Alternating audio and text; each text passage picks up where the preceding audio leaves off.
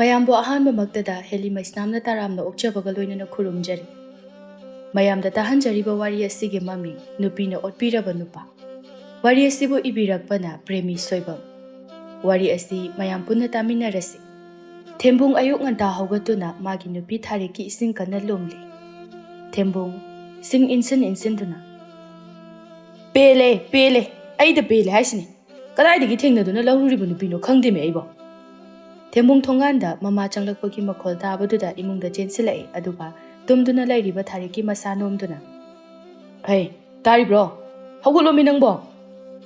ꯑꯁ, ꯉꯥꯛꯇꯪ ꯇꯨꯝꯕꯁꯤꯗ ꯑꯁꯨꯛ ꯌꯥꯝ ꯌꯦꯠꯂꯤꯁꯤꯕꯨ ꯀꯩꯒꯤꯅꯣ?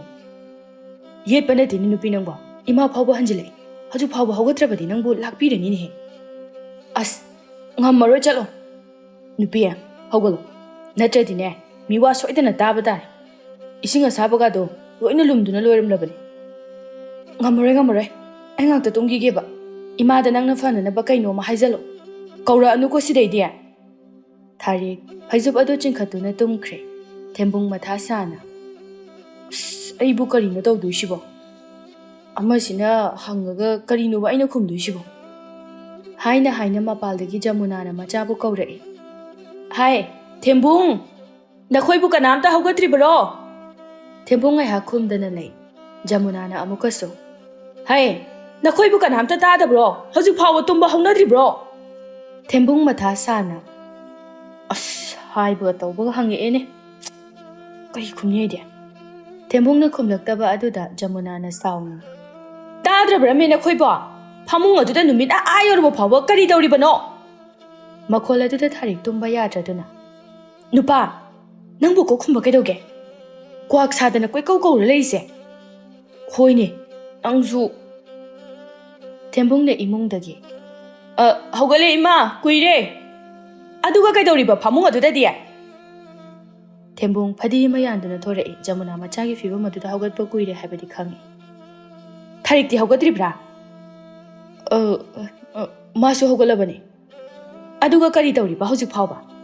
ꯗꯨꯛꯀ ꯀꯔꯤꯃꯠꯇ ꯊꯥꯟꯗ꯭ꯔꯤꯕꯁꯤꯅ ꯀꯔꯤꯒꯤꯅꯣ?" ꯗꯨꯛ? ꯑꯩꯁꯨ ꯗꯨꯛ ꯊꯥꯟꯕꯗꯤ ꯀꯥꯎꯔ ꯃꯥꯜꯂꯦꯅꯦ꯫ ꯀꯔꯤꯅꯣ ꯑꯃꯨꯛ ꯃꯨꯔꯨꯝ ꯁꯣꯟꯗꯨꯅ ꯂꯩꯔꯤꯗꯨꯕꯣ? ꯍꯪꯉꯤꯕꯁꯤ ꯅꯉꯣꯟꯗꯅꯤꯅꯦꯍꯦ꯫ "ꯏꯃꯥ, ꯃꯥꯗꯣ ꯊꯕꯛ ꯑꯇꯩꯗꯤ ꯂꯣꯏꯅ ꯂꯣꯏꯁꯤꯜꯂꯝꯃꯕꯅꯤ꯫ ꯗꯨꯛꯇꯤ ꯀꯥꯎꯔꯝꯃꯕ ꯈꯪꯗꯦ, ꯃꯀꯣꯛ ꯆꯤꯛꯑꯦ ꯍꯥꯏꯅ ꯑꯃꯨꯛ ꯍꯟꯖꯤꯟꯗꯨꯅ ꯇꯨꯝꯈ꯭ꯔꯦ." ꯊꯦꯝꯕꯨꯡ ꯏꯃꯨꯡꯒꯤ ꯊꯕꯛ ꯑꯌꯥꯝꯕꯗꯤ ꯃꯃꯥ ꯂꯥꯛꯇ꯭ꯔꯤꯀꯥꯟꯗ ꯃꯥꯅ ꯂꯣꯏꯅ ꯇꯧꯈ꯭ꯔꯕꯅꯤ꯫ "ꯀꯔꯤ? ꯃꯀꯣꯛ ꯆꯤꯛꯑꯦꯕ ꯃꯥꯁꯦ?" "ꯑꯍꯣꯏ ꯃꯥ, ꯅꯪꯒꯤ ꯅꯨꯄꯤꯒꯤ ꯃꯀꯣꯛꯁꯦ ꯆꯤꯛꯈ꯭ꯔꯦꯗꯀꯣ ꯏꯕꯨꯡꯉꯣ꯫ ꯅꯪꯕꯨ ꯑꯃꯨꯛꯇ ꯄꯨꯔꯒ ꯌꯦꯡꯊꯣꯛꯎꯆꯣ ꯍꯥꯏꯕꯁꯤ ꯌꯥꯗꯦꯅꯦꯀꯣ?" "ꯏꯃꯥ, ꯌꯦꯡꯉꯨꯕꯗ ꯐꯔꯣꯏꯗꯕ", ꯊꯦꯝꯕꯨꯡ ꯅꯥꯁꯣꯟ ꯄꯤꯛꯅ ꯍꯥꯏ꯫ ꯖꯃꯨꯅꯥꯅ "ꯀꯔꯤꯕ? ꯀꯔꯤ ꯍꯥꯏꯕꯅꯣ? ꯑꯩ ꯇꯥꯗꯤꯌꯦ."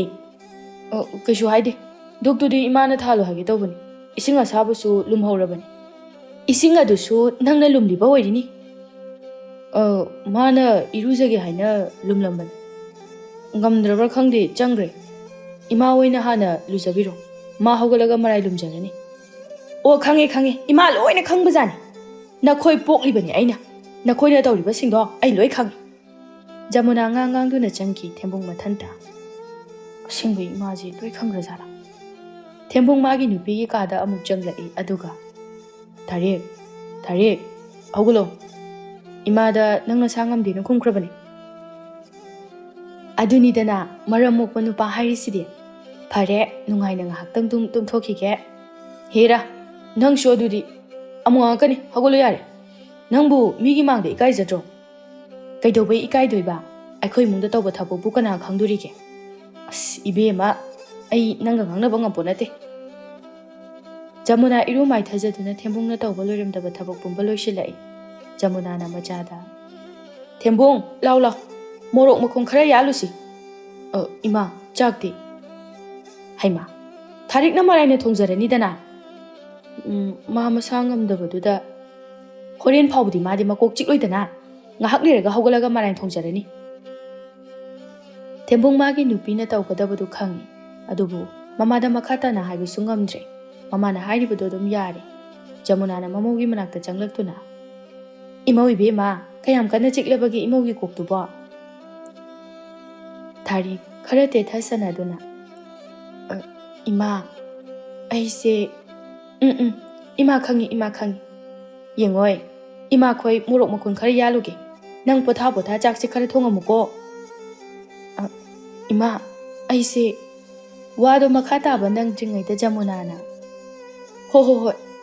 Irombara karino ama hekta tawshalo. Mai tikna thongto uro ko. Jamuna mamaugi matat khanglibani Thembong madi.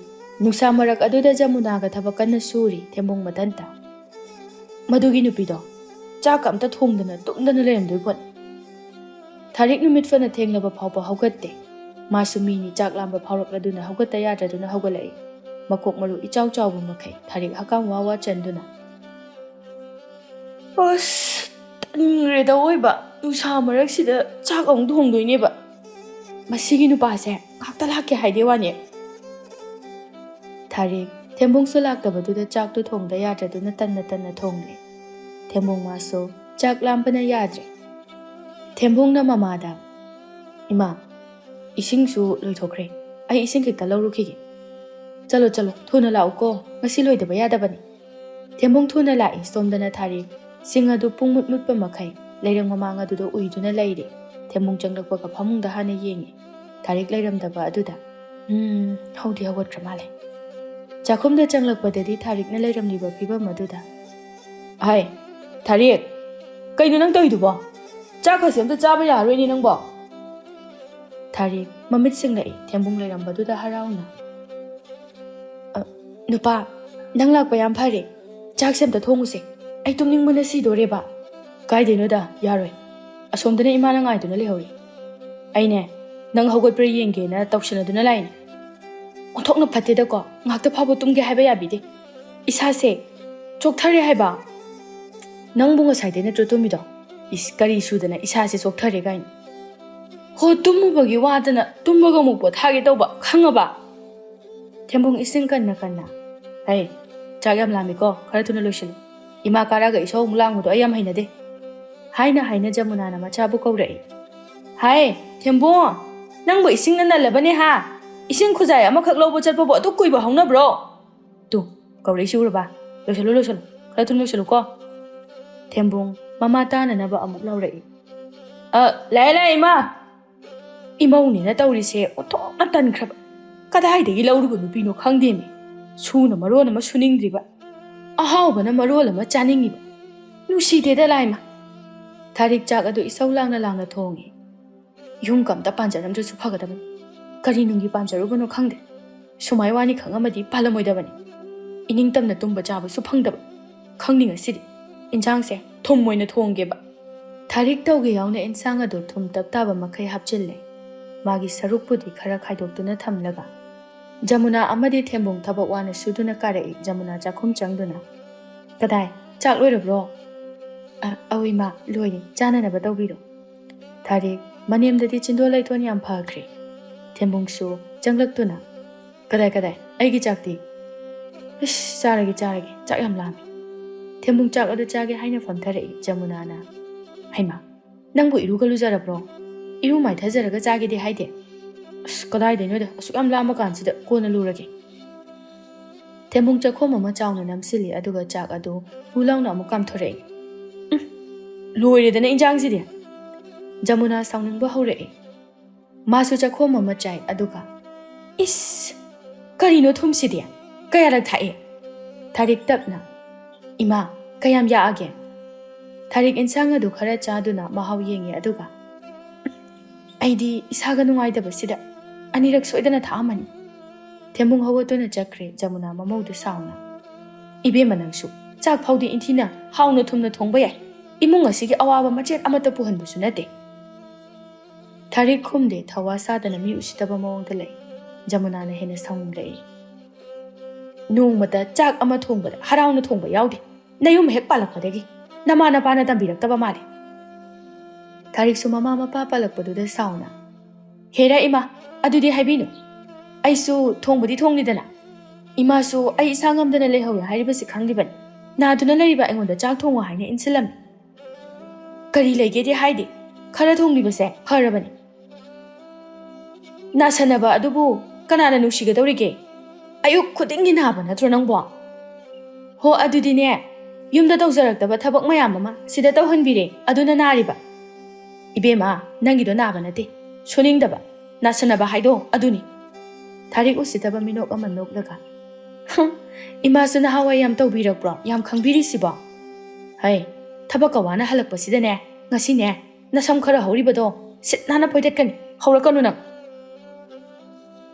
ani aduna numit yungba aduda launarappa aduda thembung changlaktuna ima thari yare to min dakhraga imung ase imung malaroi masigi licha chajat asida kanagi imungna ingna leba ngamdoino ibungo nangi nupise onthokna phatkidre ima su chak to lamadi ngari re kaino mangauraga charo charoi haraga imagi ka da pothabiruro loikraba wasida ngangna duna kari kana dorige jamuna maso machana mamogi michang changlakpaduda saungbana kham thengladuna manakta leba chak adu langkhai rei aduga charo nakhoina taina na oina ne hauna charo asi hairamlaga jamuna sauna changki tarik chaiba aduga loishandana magi chak saruk adu lawthoktuna ketle chaningdaga to aidum hauna chage tarik chak adu chakhom namduna chakre thembungna yengone masinu pise kaya da tobo ngamino tarik tawge yauna as how kreda onthokna hawe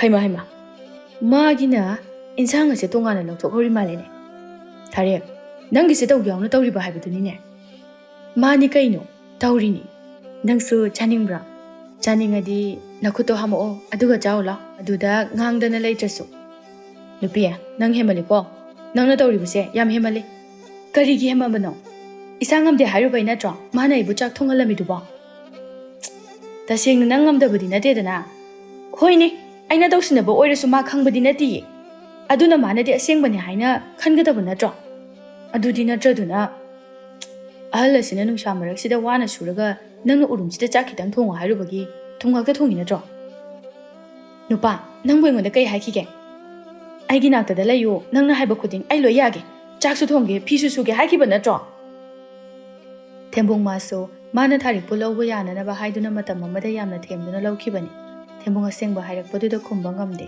tharikna khumongni nang haikiba natraba thembungna latlat tawna asta thainagi wadubu aju phaba sum tawlegadro aisu tawbudi tawridana kharade karigi thaina aidi yumda nungaina chak phaba phamungda leiduna chakhibani loye sidadi amuk toiba tarik mayumdadi yamna kena mauna nungaina leijaba imungi machani nongmada phaba chak thonglapa nupi natre tarik chak adu taptaba makhai chaba loiraga makut hamtoktuna fukhawbatuna chatkre thembungna hogutkrene charamliba mayamsina kana loishandoiba namada loishal halo mana jakhaiba natro biragi nupini ne masidi thembung madi thabaka wana surure chaka lambane tarikna charambage insang aremba kharadu ubaduda hena lamlakre thembung mama lakpra haina lone yengi aduga yam lamasibu karigi charoi da kede he thembung chak adu kit namduna chaba haurai haukreda mana hauna chari banine kayadanu yong mase thembung chakanna chariba aduda tarik changlakpagi mapa chare tarik magi aremba charambaduda haima yengune thembung mathanda ikaiba su phaujare thembung chakhom aduba tare nangdi yam hauna chaina aidi ne hauna chadade hainade adum hauna chage hairabadi tongana chaba ama natraga yumda lairuba matausi natrabati aidi ne aigi chak athong khudingi sumaina adum dawniko tarik thembung da daptorumduna changkre thembung chariba mayam adu loishili kanna jamuna na thoklakpada machana wai daiduna lairamba aduda imagi bungo karino nangna tawri sidia mahangedana imadia nate nangbu adumna kanana tawba hongage mi nangbo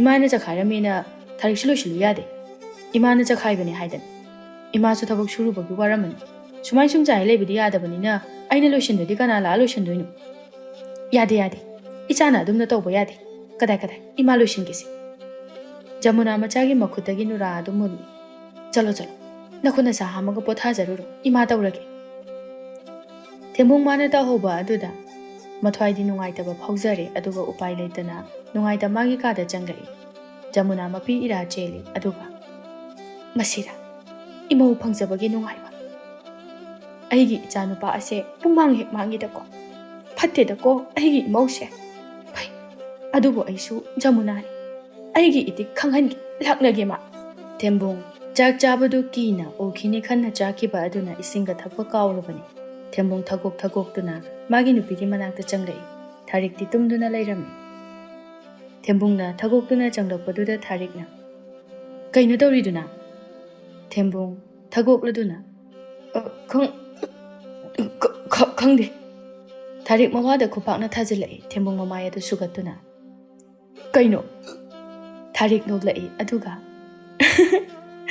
ꯑꯄꯪ ꯁꯥꯎꯔꯗꯤ ꯐꯕꯅꯤ ꯑꯗꯨꯅ ꯐꯨꯔꯤꯅꯤ ꯉꯥꯏꯍꯥꯛ ꯂꯩꯔꯒ ꯐꯔꯗꯝꯅꯤ ꯊꯦꯝꯕꯨꯡ ꯂꯣꯡꯅ ꯍꯤꯞꯇꯨꯅ ꯅꯪꯒꯤ ꯆꯥꯛ ꯑꯔꯦꯝꯕ ꯆꯥꯔꯨꯕꯩꯔꯥ ꯈꯪꯗꯦꯗ ꯆꯠꯂꯣꯍꯦ ꯅꯃꯥꯒꯤ ꯍꯧꯅꯕꯤ ꯊꯥꯏꯅ ꯈꯨꯅꯨꯡ ꯆꯨꯔꯤꯉꯩꯅ ꯂꯥꯎꯅꯔꯤꯉꯩ ꯃꯇꯝꯒꯤ ꯋꯥꯔꯤꯗꯣ ꯇꯧꯔꯛꯀꯅꯨ ꯅꯨꯄꯥ ꯅꯣꯏꯒꯤ ꯑꯔꯦꯝꯕ ꯆꯥꯕꯕꯨꯅ ꯅꯨꯄꯤꯒꯤ ꯄꯨꯟꯁꯤ ꯁꯥꯡꯉꯦ ꯍꯦꯛꯇꯃꯛ ꯍꯥꯏꯕ ꯑꯗꯨꯒ ꯑꯩꯈꯣꯏꯒꯤꯕꯨꯅ ꯁꯨꯛꯅ ꯁꯝꯅꯕ ꯌꯥꯗꯦ ꯍꯥꯏꯅ ꯏꯟꯊꯣꯛꯄ ꯑꯩꯈꯣꯏꯁꯤꯕꯨ ꯃꯤ ꯅꯠꯇ꯭ꯔꯣ ꯑꯁ ꯅꯪꯁꯨ ꯑꯗꯨꯗꯤ ꯍꯥꯏꯅꯨꯗ ꯑꯩꯈꯣꯏꯒꯤ ꯏꯄꯥ ꯏꯄꯨ ꯍꯥꯛꯇꯛꯇꯒꯤ ꯇꯧꯗꯨꯅ ꯂꯥꯛꯂꯕ ꯆꯠꯅꯕꯤ ꯑꯁꯤꯕꯨ ꯋꯥꯔꯤ ꯂꯥꯏꯔꯤꯛꯇ ꯌꯥꯎꯕꯗꯣ ꯈꯪꯗ꯭ꯔꯣ ꯃꯄꯥꯗꯨꯅ ꯐꯥꯗꯣꯛ ꯇꯥꯗꯨꯅ ꯀꯩꯁꯨꯝꯁꯪꯗ ꯀꯔꯤꯃꯠꯇ ꯄꯤꯖꯗꯗꯅ ꯅꯝꯁꯤꯟꯗꯨꯅ ꯊꯝꯕ ꯃꯇꯝꯗ ꯃꯆꯥꯅꯨꯄꯤꯗꯨꯅ ꯃꯄꯥꯒꯤ ꯃꯅꯥꯛꯇ ꯂꯥꯛꯇꯨꯅ ꯈꯣꯝꯂꯥꯡ ꯏꯜꯂꯒ ꯐꯥꯗꯣꯛꯀꯤ ꯆꯍꯤ ꯐꯥꯎꯕ ꯌꯣꯛꯈꯤꯕꯒꯤ ꯋꯥꯔꯤꯗꯣ ꯇꯥꯗ꯭ꯔꯣ ꯏꯕꯦꯝꯃ ꯅꯪꯒ ꯉꯥꯡꯅꯕ ꯉꯝꯖꯕ ꯅꯠꯇꯦ ꯅꯪꯅ ꯈꯪꯗꯕ ꯇꯥꯗꯕ ꯄ꯭ꯔꯤꯊꯤꯕꯤꯁꯤꯗ ꯑꯝꯇ ꯍꯦꯛ ꯂꯩꯔꯝꯗꯦ ꯍꯩꯃꯥ ꯑꯩꯅ ꯍꯥꯏꯔꯤꯁꯤꯕꯨ ꯂꯥꯜꯂꯦ ꯍꯥꯏꯒꯦꯔꯣ ꯅꯪ ꯁꯨꯝꯇ ꯈꯟꯗꯨꯅ ꯌꯦꯡꯉꯨꯅꯦ ꯅꯨꯄꯤꯒꯤ ꯐꯅꯦꯛ ꯄꯥꯏꯕ ꯌꯥꯗꯦ ꯍꯥꯏ ꯑꯗꯨꯒ ꯇꯨꯝꯕ ꯀꯥꯟꯗꯗꯤ ꯊꯦꯡꯗꯕ꯭ꯔꯣ ꯑꯁ ꯊꯥꯔꯤꯛ ꯏꯕꯦꯝꯃ ꯇꯣꯛꯑꯣ ꯌꯥꯔꯦ ꯑꯩ ꯊꯒꯣꯛꯄꯒ ꯂꯣꯏ ꯐꯈ꯭ꯔꯦ ꯋꯥꯐꯝ ꯈꯨꯗꯤꯡ ꯊꯥꯔꯤꯛꯅ ꯑꯗꯨꯝ ꯉꯝꯗꯨꯅ ꯂꯥꯛꯂꯕꯅꯤ ꯊꯦꯝꯕꯨꯡ ꯃꯌꯥ ꯀꯨꯝꯗꯨꯅ ꯋꯥ ꯑꯗꯨꯗ ꯇꯨꯃꯤꯟꯅ ꯑꯗꯨꯝ ꯃꯇꯣꯛꯏ ꯖꯃꯨꯅꯥ ꯊꯕꯛꯀ ꯁꯨꯔꯨꯔꯦ ꯆꯥꯛꯀ ꯆꯥꯗ꯭ꯔꯦ ꯃꯥ ꯍꯤꯞꯄ ꯐꯥꯎꯕ ꯉꯝꯗ꯭ꯔꯦ ꯑꯁ ꯑꯩꯕꯨ ꯆꯥꯛꯁꯦ ꯂꯥꯝꯕꯅ ꯌꯥꯗ꯭ꯔꯦ ꯁꯤꯕ ꯇꯥꯔꯦ ꯀꯔꯤ ꯆꯥꯅꯤ ꯑꯩꯗꯤ ꯖꯃꯨꯅꯥ ꯍꯤꯞꯄ ꯌꯥꯗ꯭ꯔꯗꯨꯅ ꯀꯔꯤ ꯀꯔꯤꯅꯣ ꯍꯥꯏꯅ ꯀꯣꯌꯦꯡ ꯌꯦꯡꯂꯛꯏ ꯃꯁꯤꯁꯨ ꯆꯥꯕ ꯌꯥꯕ ꯀꯔꯤꯝꯇ ꯂꯩꯇꯦꯅꯤ ꯊꯕꯤ ꯑꯃꯗꯤ ꯂꯩꯔꯤ ꯃꯁꯤ ꯍꯦꯛꯇ ꯆꯥꯔꯒꯦ ꯖꯃꯨꯅꯥꯅ ꯊꯕꯤ ꯑꯗꯨ ꯊꯨꯅ ꯅꯝꯁꯤꯜꯂꯤ ꯁꯤꯅꯗꯤ ꯌꯥꯔꯔꯣꯏ ꯍꯦꯟꯅ ꯂꯥꯝꯂꯛꯂꯕ꯭ꯔꯥ ꯀꯩꯅꯣꯝ ꯇꯧꯔꯦ ꯑꯩ ꯀꯔꯤꯅꯣꯝꯇ ꯆꯥꯔꯨꯈꯤꯒꯦ ꯖꯃꯨꯅꯥ ꯗꯨꯀꯥꯟꯗ ꯆꯥꯕ ꯌꯥꯕ ꯄꯣꯠ ꯊꯤꯕ ꯂꯥꯛꯏ ꯖꯃꯨꯅꯥꯅ ꯉꯥꯟꯕꯤ ꯄꯨꯛ ꯊꯟꯕ ꯌꯥꯕ ꯀꯔꯤ ꯀꯔꯤ ꯌꯥꯎꯔꯤ ꯍꯩꯃꯥ ꯏꯅꯦ ꯖꯃꯨꯅꯥ ꯀꯩꯅꯣ ꯆꯥꯛ ꯑꯝꯇ ꯆꯥꯗ꯭ꯔꯕꯣ ꯏꯕꯦꯝꯃ ꯀꯔꯤꯅꯣꯝꯇ ꯍꯥꯟꯅ ꯄꯤꯔꯛꯑꯣ ꯑꯗꯨꯒ ꯀꯣꯟꯅ ꯇꯞꯅ ꯉꯥꯡꯅꯁꯤ ꯉꯥꯟꯕꯤꯅ ꯕꯟ ꯑꯃ ꯄꯤꯔꯛꯏ ꯏꯅꯦ ꯁꯤꯁꯦ ꯁꯤꯃ ꯈꯛꯇ ꯉꯥꯏꯔꯦ ꯀꯗꯥꯏ ꯍꯩꯉꯥꯟꯒꯗꯤ ꯌꯥꯎꯗ꯭ꯔꯣ ꯉꯥꯟꯕꯤ ꯍꯩꯉꯥꯟ ꯃꯇꯨꯝ ꯑꯅꯤ ꯑꯃꯒ ꯄꯤꯔꯛꯏ ꯖꯃꯨꯅꯥ ꯊꯨꯅ ꯂꯧꯗꯨꯅ ꯕꯟ ꯑꯗꯨꯒ ꯍꯩꯉꯥꯟ ꯈꯔꯗꯨꯒ ꯆꯥꯁꯤꯜꯂꯤ ꯑꯗꯨꯒ ꯉꯥꯟꯕꯤ ꯏꯁꯤꯡ ꯈꯖꯤꯛꯇ ꯄꯤꯔꯛꯎ ꯉꯥꯟꯕꯤꯁꯨ ꯍꯥꯏꯔꯤꯕ ꯃꯈꯩ ꯇꯧꯏ ꯖꯃꯨꯅꯥ ꯏꯁꯤꯡ ꯈꯨꯖꯥꯏ ꯑꯃ ꯊꯛꯆꯤꯜꯂꯤ ꯑꯗꯨꯒ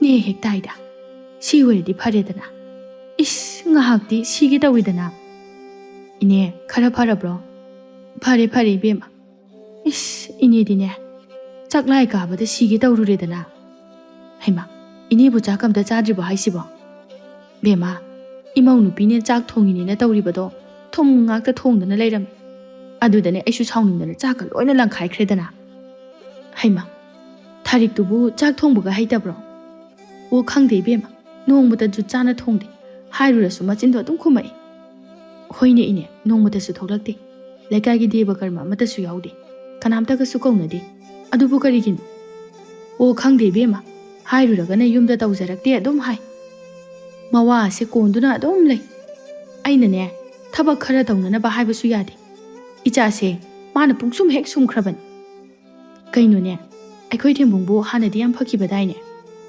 ꯐꯩꯌꯦ ꯏꯕꯦꯝꯃ ꯏꯆꯥꯃꯨꯛ ꯐꯕ ꯂꯩꯇꯦ ꯈꯜꯂꯝꯂꯤꯕꯅꯤ ꯃꯁꯤꯒꯤ ꯅꯨꯄꯤꯁꯦ ꯂꯧꯔꯨꯕꯗꯒꯤ ꯄꯨꯡꯂꯣꯏ ꯍꯦꯛ ꯂꯣꯏꯔꯦ ꯅꯈꯣꯏꯁꯨ ꯅꯆꯥꯅꯨꯄꯥꯗꯨ ꯁꯦꯟꯅꯧꯀꯣ ꯅꯨꯄꯤ ꯍꯥꯏꯕꯁꯦ ꯌꯥꯝꯅ ꯂꯨꯈ꯭ꯔꯦ ꯁꯦ ꯁꯦꯜꯁꯤꯗ ꯂꯩꯔꯦ ꯏꯅꯦ ꯊꯕꯛ ꯌꯥꯝ ꯂꯩꯍꯧꯔꯤ ꯖꯃꯨꯅꯥ ꯊꯨꯅ ꯂꯥꯛꯏ ꯉꯥꯟꯕꯤꯅ ꯀꯔꯤꯅꯣꯅꯦ ꯍꯧꯖꯤꯛꯀꯥꯟꯒꯤ ꯃꯧꯁꯤꯡꯁꯤꯕꯣ ꯏꯆꯥꯅꯨꯄꯥ ꯆꯥꯎꯔꯛꯀꯗꯕꯒ ꯇꯜꯂꯤꯗ ꯖꯃꯨꯅꯥ ꯃꯥꯡꯒꯣꯜ ꯗꯥꯔꯤꯗꯨꯗ ꯐꯝꯗꯨꯅ ꯂꯩ ꯀꯌꯥꯗꯤ ꯋꯥꯔꯨꯔꯦ ꯍꯥꯏ ꯊꯦꯝꯕꯨꯡ ꯅꯪꯕꯨ ꯇꯥꯕ꯭ꯔꯣ ꯀꯔꯤ ꯇꯧꯔꯤꯕꯅꯣ ꯈꯪꯗꯦꯅꯦ ꯏꯃꯨꯡꯁꯤ ꯁꯨꯔꯨ ꯅꯩꯗꯨꯅ ꯑꯗꯨꯝ ꯂꯩꯕ ꯉꯝꯃꯤꯁꯤꯕꯣ ꯊꯥꯔꯤꯛ ꯊꯦꯝꯕꯨꯡꯕꯨ ꯍꯧꯗꯣꯔꯛꯏ ꯅꯨꯄꯥ ꯍꯧꯒꯠꯂꯣ ꯅꯃꯥꯅ ꯀꯧꯔꯤ ꯊꯦꯝꯕꯨꯡ ꯈꯣꯟꯗꯥꯗꯨꯗ ꯏꯕꯦꯝꯃ ꯅꯪꯕꯨ ꯐꯖꯅ ꯍꯥꯏꯕ ꯇꯝꯃꯨꯅꯦꯍꯦ Kaino, nama na drose.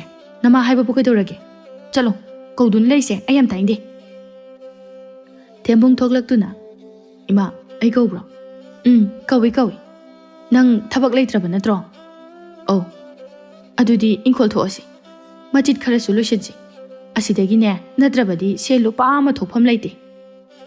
Hoi ma. Tembung madi mama bu yamna kina nungsina jajaba nupani. Tarik maga yengnabadidi onthokna chana khidraba. Jamuna na. Amadudi kaidaw hoye. Tembung khumningdana.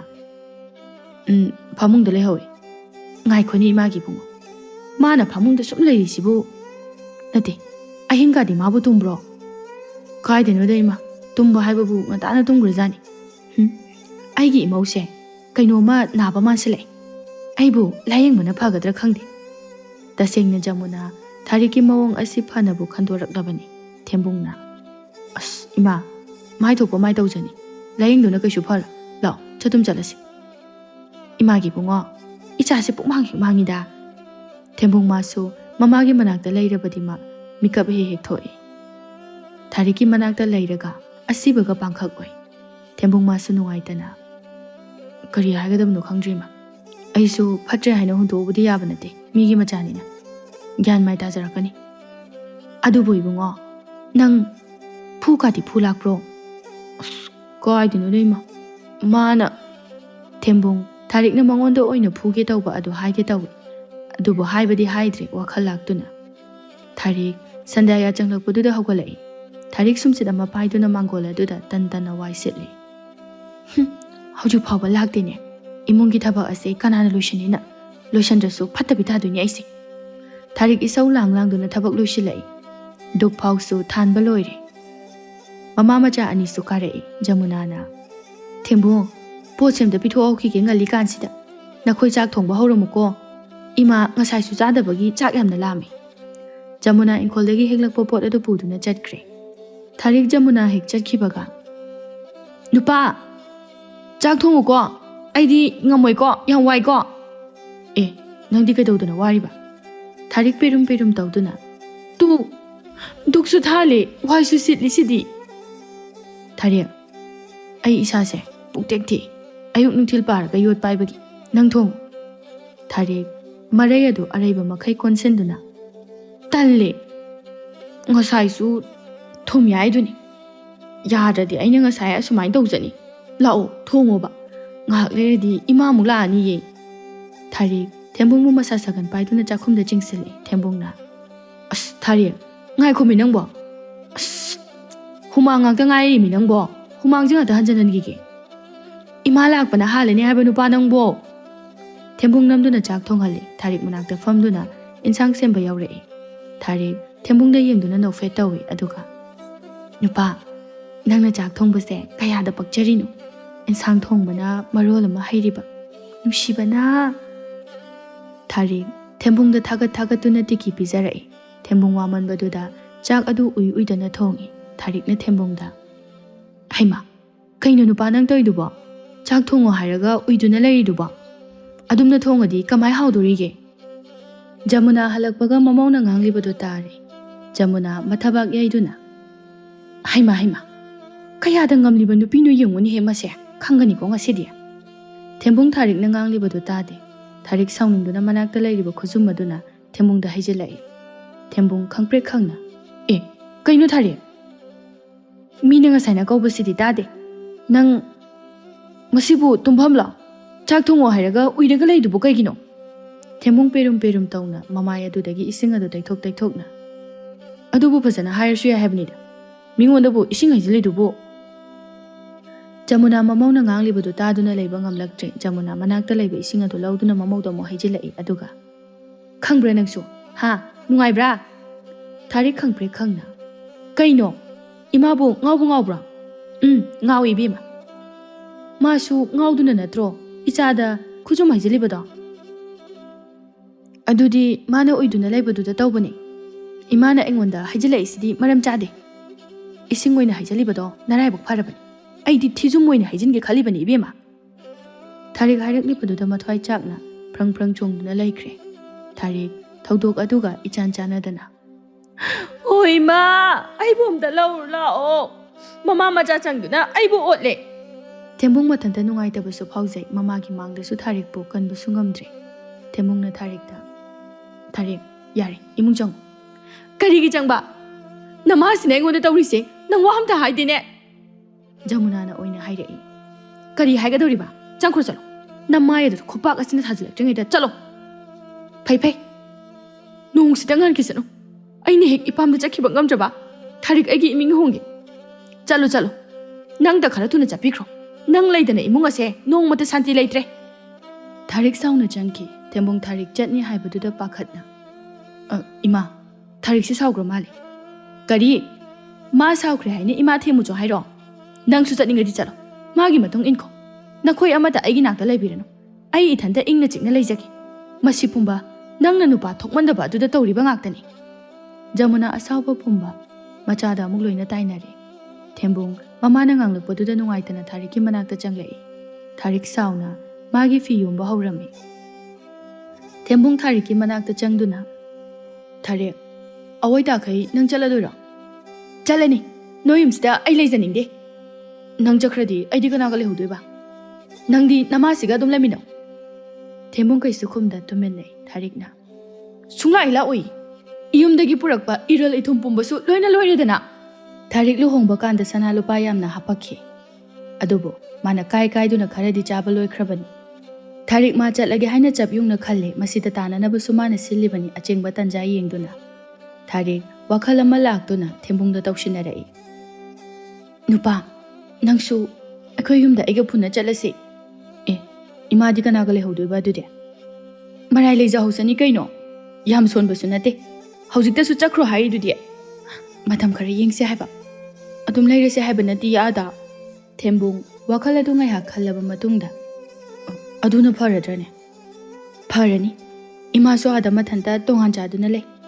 Inama khoi ga punbasu nate. Akhoi hum nungaina laithoga loi. Aduga imagi sana mayamda. Khara mu puraga lakseba. Thembung Tharikna kamba yaba hu kamsinba aduda pangthaduna Tharikki chirol taduna nongan bangai khre. Jamuna sumang thelong adu wai sitba laknari. Ngasidi Tharik mapamda chakani haibagira khangde yamna ngana hogatli.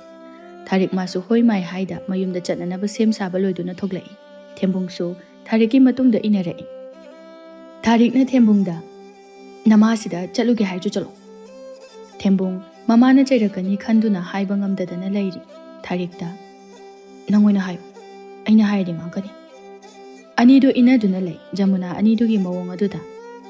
Thembung karino tawridubo. Ayuksida pot yom thayom ka tawribaduna karigino.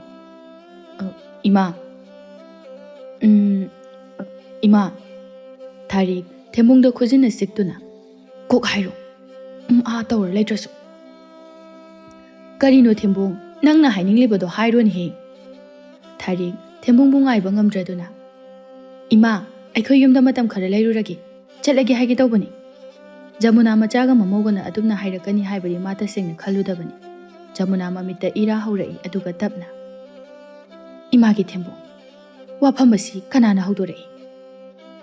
Thembung khumde Tharikna. Kanana haiba amamuk leidre. Ngarang natro imana aikhoibu sa santan badona taliduba. Imawi bema. Nangi thamoy asibu karino. Jamuna wa makha taba ngamdana mapi taithoi. Tharik Thembung bu chengduna chatki. Thembung nungaitana. Ima chalukhigi. Jamuna khumdana kaptuna leihawi. Thembung thongal yaurakpaduda. Tharik nang chaloda ai lehorogi ima se nungaitre. Kaino nupa adubu hekta yabro. Ngahak lerga mai phajagini. Tharik Thembung bu puduna namdana chatkre. Ani ado mapot machay puduna lai. Tharo machana khanghaudana lakpa aduda. Haima, Tharik, kaidauri ichana pot yom thayom tawduna lai basina. Tharik tawsinay nungaitaba saduna tumilay. Tharikki mamana. Tharik, kari tawnaragi minangbo singna hayune. Tharik khumde adum tumilay. Tharo mayada mu onsinduna. Thembung, kaidauragi na khoibo. Thembung manemda asengba pumba loina thamoi sengna tamjarei. Machana tauba adudi khandraduna tharona mathabak yaiduna. Hari makhoine ichada ising haijeliba. Nongmata imana phawbada kanna yengdaba ichasida. ꯀꯔꯤꯒꯤ ꯂꯩꯊꯣꯛꯎꯁꯤꯗ ꯅꯨꯡꯉꯥꯏꯅ ꯂꯩꯊꯣꯛ ꯏꯆꯥꯒꯤ ꯀꯔꯤ ꯋꯥꯠꯀꯅꯤ ꯏꯃꯥ ꯂꯩꯔꯤ ꯃꯃꯧ ꯑꯗꯨꯗꯤ ꯃꯅꯦꯝꯅ ꯇꯧꯔꯤꯕꯗꯨ ꯌꯦꯡꯕꯗ ꯇꯥꯕꯗ ꯌꯥꯝꯅ ꯋꯥꯕ ꯍꯥꯏꯕꯗꯨ ꯑꯣꯏꯔꯤ ꯃꯅꯝꯃ ꯑꯗꯨꯅ ꯊꯥꯔꯦꯛ ꯑꯗꯨꯒꯤꯁꯨ ꯍꯧꯅꯗꯦ ꯃꯤꯅ ꯇꯥꯔꯒ ꯅꯣꯛꯅꯈꯤꯅꯤ ꯍꯧꯖꯤꯛꯀꯤꯗꯤ ꯂꯩꯔꯣ ꯍꯣꯔꯦꯟꯅꯦ ꯅꯈꯣꯏ ꯇꯥꯖꯧ ꯂꯥꯛꯑꯒ ꯊꯤꯜꯍꯜꯂꯨ ꯊꯔꯣ ꯃꯃꯧꯅ ꯑꯗꯨꯝꯅ ꯍꯥꯏꯔꯛꯄꯗꯨꯗ ꯀꯔꯤꯒꯤ ꯊꯤꯟꯕ ꯅꯪꯒꯤꯗ ꯂꯩꯒꯗꯕ ꯅꯠꯇꯦ ꯑꯩꯒꯤꯗ ꯂꯩꯒꯗꯕꯅꯤ ꯏꯆꯥꯅ ꯅꯈꯣꯏꯗꯒꯤ ꯆꯥꯛ ꯆꯈꯣꯝ ꯑꯃꯠꯇ ꯆꯥꯍꯜꯂꯣꯏ ꯅꯪꯅ ꯋꯥꯕꯤꯌꯨ ꯍꯥꯏꯗꯦ ꯊꯥꯔꯤꯛꯁꯨ ꯁꯥꯎꯔꯞꯅ ꯏꯅꯝꯃꯒꯤꯗ ꯂꯩꯒꯦ ꯍꯥꯏꯕꯁꯨ ꯅꯠꯇꯦ ꯏꯃꯥꯒꯤꯗ ꯂꯩꯒꯦ ꯍꯥꯏꯕꯅꯤ ꯃꯃꯧ ꯃꯥꯗꯤ ꯃꯤꯔꯣꯜ ꯂꯣꯜꯂꯤ ꯊꯔꯣꯒꯨꯝꯕ ꯅꯠꯇꯦ ꯃꯅꯤ ꯃꯃꯧ ꯌꯥꯅꯗ꯭ꯔꯗꯨꯅ ꯃꯃꯧ ꯑꯃꯈꯛꯇ ꯌꯥꯎꯕ ꯑꯁꯤꯒ ꯇꯣꯉꯥꯟ ꯆꯥꯗꯨꯅ ꯂꯩꯔꯤꯕꯅꯤ ꯊꯔꯣ ꯊꯥꯔꯤꯛꯀꯤ ꯃꯃꯥꯅꯤ ꯍꯥꯏꯕꯗ ꯃꯇꯤꯛ ꯆꯞ ꯆꯥꯏ ꯃꯃꯥ ꯑꯗꯨꯒꯤ ꯂꯤꯆꯠꯅꯤ ꯊꯥꯔꯤꯛꯅ ꯂꯧꯔꯤꯕꯗꯨꯁꯨ ꯃꯃꯧ ꯃꯅꯦꯝꯅ ꯇꯣꯉꯥꯟꯕ ꯋꯥꯐꯝ ꯑꯃꯗ ꯄꯨꯊꯣꯛꯇꯨꯅ ꯉꯥꯡꯂꯛꯄ ꯑꯗꯨꯗ ꯃꯈꯣꯏ ꯃꯔꯤꯟ ꯊꯤꯠꯅ ꯁꯥꯎꯔꯛꯏ ꯅꯃꯥꯅꯆꯥ ꯆꯞ ꯍꯦꯛ ꯃꯥꯟꯅꯩꯗ ꯀꯩꯁꯨ ꯈꯦꯠꯇꯣꯠꯅꯤꯡꯉꯥꯏ ꯌꯥꯎꯗꯦ ꯑꯗꯨꯒꯤ ꯂꯤꯆꯠ ꯑꯗꯨꯅꯗꯤ ꯃꯤꯒꯤ ꯃꯌꯨꯝꯗꯨꯗ ꯀꯃꯥꯏ ꯆꯟꯅꯗꯣꯏꯅꯣ ꯂꯩꯌꯨ ꯂꯩꯌꯨ ꯑꯁꯤ ꯍꯥꯏꯔꯝꯂꯒ ꯆꯠꯈ꯭ꯔꯦ ꯊꯥꯔꯤꯛ ꯁꯥꯎꯕꯅ ꯂꯨꯇꯣꯟ ꯁꯥꯠꯂꯦ ꯃꯥꯒꯤ ꯃꯆꯠ ꯍꯥꯏꯔꯝꯕ ꯑꯗꯨꯗ ꯑꯁꯦ ꯇꯥꯟꯅꯔꯒ ꯃꯁꯝꯁꯦ ꯐꯣꯏꯗꯠꯂꯨꯅꯤꯀꯣ ꯑꯩꯅ ꯉꯁꯤ ꯊꯔꯣꯅ ꯃꯆꯥꯕꯨ ꯈꯥꯝꯃꯤ ꯇꯧꯅꯨ ꯇꯧꯅꯨ ꯅꯪꯁꯨ ꯂꯥꯛꯄꯗ ꯉꯥꯏꯔꯤ ꯃꯥꯒꯤꯗ ꯂꯩꯒꯗꯕꯁꯨ ꯅꯠꯇꯦ ꯑꯩꯒꯤꯗꯅꯤ ꯉꯥꯡꯅꯤꯡꯈꯩ ꯉꯥꯡꯖꯁꯅꯨ ꯂꯥꯎ ꯂꯥꯎ ꯂꯥꯎ ꯏꯃꯨꯡꯗ ꯆꯪꯉꯁꯤ ꯂꯥꯎ ꯊꯦꯝꯕꯣꯡ ꯄꯣꯠꯁꯦ ꯄꯨꯁꯜꯂꯛꯑꯣ ꯆꯥꯛ ꯊꯣꯡꯅꯅꯕ ꯇꯧꯔꯨꯁꯤ ꯄꯣꯔꯣꯝ ꯑꯍꯤꯡꯕ ꯑꯃ ꯂꯩ ꯃꯗꯣ ꯁꯣꯏꯕꯨꯝꯒ ꯊꯣꯡꯉꯨꯔꯁꯤ ꯍꯦꯛꯇ ꯊꯦꯝꯕꯣꯡ ꯏꯟꯁꯥꯡ ꯑꯗꯨ ꯇꯥꯕꯗ ꯃꯇꯤꯟ ꯌꯣꯜꯂꯛꯏ ꯊꯔꯣ ꯃꯆꯥ ꯂꯥꯛꯄ ꯑꯗꯨꯗ ꯍꯔꯥꯎꯗꯨꯅ ꯆꯥꯛ ꯊꯣꯡꯗꯨꯅ ꯃꯆꯥꯕꯨ ꯄꯤꯖꯔꯦ ꯊꯥꯔꯤꯛ ꯃꯕꯨꯛ ꯄꯣꯛꯈꯥꯏꯕ ꯃꯈꯩ ꯆꯥꯔꯦ ꯑꯁ ꯍꯥꯎꯈ꯭ꯔꯦꯗ ꯏꯃꯥ ꯏꯕꯦꯝꯃ ꯅꯪꯒꯤ ꯆꯥꯛ ꯏꯟꯁꯥꯡꯁꯦ ꯃꯁꯤꯗꯅꯤ ꯏꯃꯥ ꯏꯃꯥ ꯍꯥꯏꯅꯔꯤꯕꯁꯦ ꯊꯔꯣ ꯍꯔꯥꯎꯅ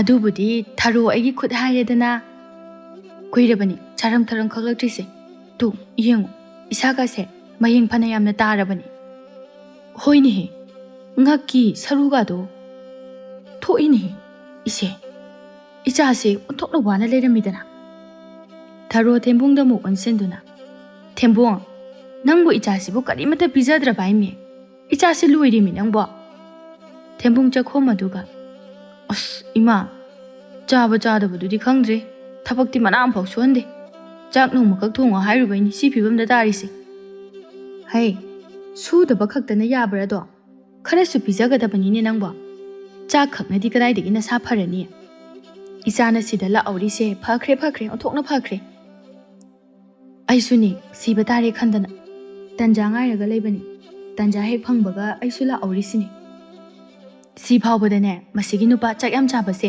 ꯆꯠꯁꯦ ꯍꯥꯏꯕ ꯌꯥꯕ ꯅꯠꯇꯦ ꯅꯨꯃꯤꯠ ꯑꯗꯨꯃꯗꯤ ꯃꯃꯥ ꯃꯆꯥꯗꯨ ꯀꯌꯥꯗ ꯅꯨꯡꯉꯥꯏꯅ ꯂꯩꯔꯤꯕ ꯅꯨꯃꯤꯗꯥꯡ ꯇꯥꯁꯜꯂꯛꯄꯗ ꯃꯪꯒꯤ ꯊꯕꯛ ꯍꯜꯂꯛꯂꯦ ꯃꯪꯒꯤ ꯃꯥꯒꯤ ꯅꯨꯄꯤꯅ ꯆꯥꯛ ꯊꯣꯡꯅꯕ ꯇꯧꯔꯝꯕ ꯑꯗꯨꯗ ꯉꯜꯂꯤꯗ ꯀꯔꯤꯒꯤꯅꯣ ꯉꯁꯤꯗꯤ ꯆꯥꯛꯁꯦ ꯍꯣ ꯉꯟꯅ ꯆꯥꯁꯤ ꯉꯟꯅ ꯍꯣꯏꯅꯦ ꯑꯗꯨꯕꯨ ꯀꯔꯤ ꯏꯟꯖꯥꯡꯅꯣꯅꯦ ꯑꯁꯨꯛ ꯉꯟꯅ ꯂꯥꯡꯂꯝꯂꯤꯕꯁꯤꯕꯨ ꯏ ꯊꯣꯛꯄꯤꯔꯣ ꯀꯗꯥꯏꯗꯒꯤꯅꯣ ꯁꯦꯕꯣꯠ ꯑꯃ ꯏꯔꯣꯜꯂꯒ ꯄꯥꯛꯅꯝ ꯑꯃ ꯅꯝꯃꯒꯦ ꯑꯁ ꯍꯥꯎꯔꯅꯤ ꯄꯥꯛꯅꯝ ꯆꯥꯅꯤꯡꯗꯨꯅ ꯂꯩꯔꯤꯕꯅꯦ ꯑꯩ ꯃꯇꯩ ꯃꯅꯥꯎꯅ ꯋꯥꯔꯤ ꯁꯥꯟꯅꯔꯤꯕ ꯑꯗꯨꯗ ꯊꯔꯣ ꯑꯃꯗꯤ ꯊꯥꯔꯤꯛ ꯅꯣꯛꯄꯒꯤ ꯃꯈꯣꯜ ꯇꯥꯔꯛꯏ ꯃꯪꯒꯤꯅ ꯀꯅꯥ ꯂꯥꯛꯀꯦꯅꯦ ꯏꯃꯥꯅ ꯑꯁꯨꯛ ꯌꯥꯝꯅ ꯍꯔꯥꯎꯔꯤꯁꯤꯅ ꯀꯅꯥ ꯑꯣꯏꯅꯤꯒꯦ ꯅꯪꯒꯤ ꯅꯆꯟ ꯐꯖꯕꯤ ꯆꯟꯅꯗꯕꯤꯗꯣ ꯂꯥꯛꯄꯅꯤ ꯃꯋꯥꯗꯣ ꯄꯨꯔꯒ ꯍꯩ ꯅꯪꯕꯨ ꯃꯤ ꯇꯥꯅꯤꯅꯦꯍꯦ ꯇꯥꯅꯤꯡ ꯇꯥꯖꯁꯅꯨ ꯃꯔꯝ ꯆꯠꯁꯤꯗ ꯍꯥꯏꯕꯅꯤ ꯏꯃꯥ ꯏꯕꯦꯝꯃ ꯋꯥ ꯈꯤꯇꯪ ꯍꯥꯏꯔꯨꯕꯒꯤꯕꯨ ꯃꯃꯥ ꯃꯆꯥ ꯆꯪꯗꯅ ꯆꯥꯒꯦ ꯇꯧꯏꯅꯦ ꯑꯩꯕꯣ ꯀꯔꯤ ꯍꯥꯏꯅꯔꯤꯅꯣꯕꯗꯣ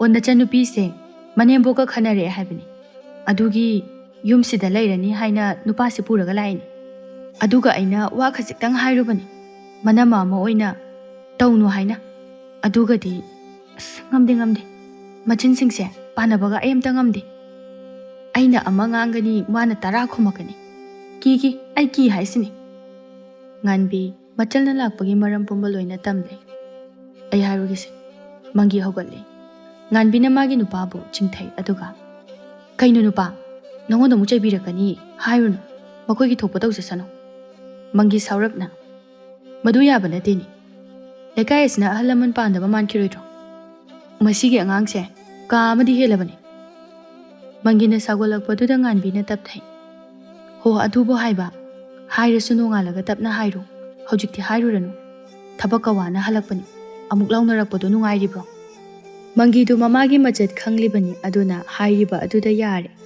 Thembung nganta haugatuna sumang thelong akoibadu waisit nana sichalai.